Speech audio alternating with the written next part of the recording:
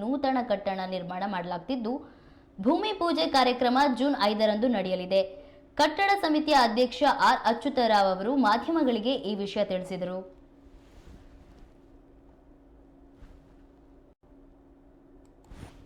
ಪ್ರಾರಂಭ ಆಗಿ ಈಗಲೇ 20 ವರ್ಷಗಳನ್ನು ಪೂರೈಸಿದೆ.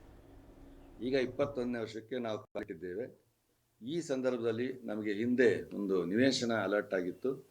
ಅದರಲ್ಲಿ ಒಂದು ಕಟ್ಟಡವನ್ನು ಕಟ್ಟಬೇಕು ಅನ್ನೋ ಯೋಚನೆ ಇಟ್ಕೊಂಡು ನಾಡದ್ದು 5/6/2025 ಬೆಳಗ್ಗೆ 8:30ಕ್ಕೆ ಭೂಮಿ ಪೂಜೆ ಕಾರ್ಯಕ್ರಮವನ್ನು ಇಟ್ಕೊಂಡಿದ್ದೀವಿ. ತಮ್ಮಲ್ಲೆಲ್ಲ ಕೇಳ್ಕೊಳ್ಳೋದಿಷ್ಟೇ, ನಮ್ಮ ಸಂಘ ಪ್ರಾರಂಭ ಆಗಿದ್ದು 2004ರಲ್ಲಿ.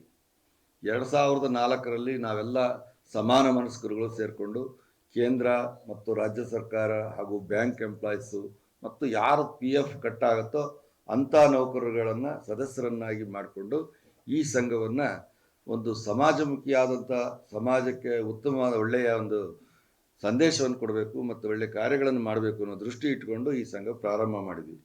ಪ್ರಾರಂಭ ಮಾಡಿದಂಥ ದಿನಗಳಲ್ಲಿ ನಮ್ಮ ಸಮಾಜದಲ್ಲಿ ಆರ್ಥಿಕವಾಗಿ ಹಿಂದುಳಿದಿರತಕ್ಕಂಥ ವಿದ್ಯಾರ್ಥಿಗಳನ್ನು ಗುರುತಿಸಿ ಅವರಿಗೆ ವಿದ್ಯಾನಿಧಿ ಎಂಬತಕ್ಕಂಥ ಒಂದು ಕಾರ್ಯಕ್ರಮದ ಮೂಲಕ ನಾವು ಸಂಘವನ್ನು ಪ್ರಾರಂಭ ಮಾಡಿದ್ವಿ.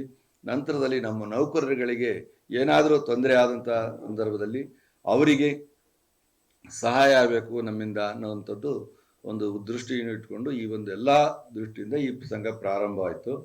ನಾವು ಪ್ರಾರಂಭ ಮಾಡಿದಂಥ ಸಂದರ್ಭದಲ್ಲಿ ಬರೀ ನಮ್ಮ ನೌಕರ ವರ್ಗದವ್ರದ್ದು, ಆಮೇಲೆ ನಮ್ಮ ವಿದ್ಯಾರ್ಥಿಗಳದ್ದು, ಮತ್ತು ಆ ವಿದ್ಯಾರ್ಥಿಗಳು ಓದುವಂಥ ಸಂದರ್ಭದಲ್ಲಿ ಅವರು ಪರೀಕ್ಷೆಯನ್ನು ಕಟ್ಟುವಂಥ ಸಂದರ್ಭದಲ್ಲಿ ಆ ಪರೀಕ್ಷೆಗೆ ಮುಂಚಿತವಾಗಿ ಯಾವ ರೀತಿ ಪ್ರಿಪೇರ್ ಆಗಬೇಕು ಏನು ಅನ್ನೋದ್ರ ಬಗ್ಗೆ ಒಂದು ಮನೋವೈದ್ಯರು ಮತ್ತು ಹಾಗೂ ಒಬ್ಬ ಉಪನ್ಯಾಸಕರುಗಳನ್ನು ಕರೆಸ್ಬಿಟ್ಟು ಅದಕ್ಕೆ ಒಂದು ತರಬೇತಿಯನ್ನು ಸಹ ನಾವು ನೀಡ್ತಾ ಬಂದಿದ್ದೇವೆ.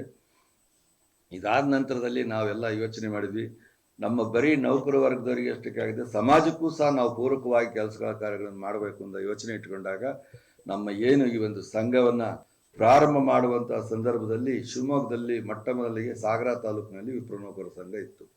ಅಲ್ಲಿ ಮಾಸ ನಂಜುಂಡಸ್ವಾಮಿಯವರು ಈ ಒಂದು ಸಂಘವನ್ನು ಪ್ರಾರಂಭ ಮಾಡಿದರು. ನಂತರದಲ್ಲಿ ನಾವು ಇಲ್ಲಿ ಛಾಯಾಪತಿ, ನಾನು, ಅನಂತು, ಕೇಶವಮೂರ್ತಿ ಮತ್ತು ರಘುಪತಿ, ಹೀಗೆ ಹಲವಾರು ದತ್ಕುಮಾರು, ಈ ಥರದ ಎಲ್ಲ ಸೇರಿಕೊಂಡು ಒಂದು ನಾವು ಇದು ಮಾಡಿ ಈ ಸಂಘ ಪ್ರಾರಂಭ ಮಾಡಿದ್ದು.